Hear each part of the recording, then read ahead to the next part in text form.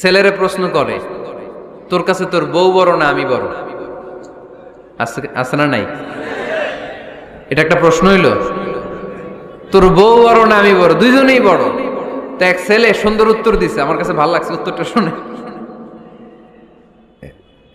এক মা প্রশ্ন করছে, তোরে এতদিন আমি লালন পালন করে বড় করলাম, জীবন যৌবন তোর জন্য শেষ করলাম, আজকে বউ পাইয়া বউ তোর আপন হয়ে গেল।